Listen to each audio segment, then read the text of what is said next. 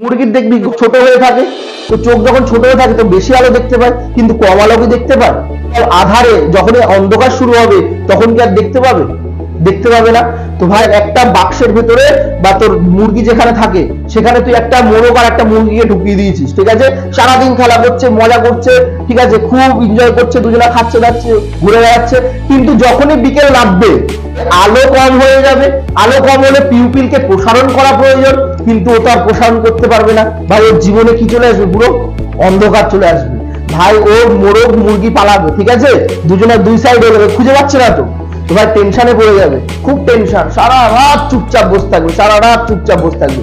কিন্তু যখনই ভোর হবে, যখনই আলো প্রবেশ করবে, ব্যাস পেয়ে যাবে গার্লফ্রেন্ডকে, তাই তো, মোরগ মুরগিকে খুঁজে পেয়ে যাবে, ব্যাস চিল্লানো শুরু করে দেবে। আর ভোরবেলা হলে সব থেকে বেশি খুশি হয় ওরা, ঠিক আছে, আবার জীবনে আলো চলে আসলো, আবার জীবনে কেউ একজন চলে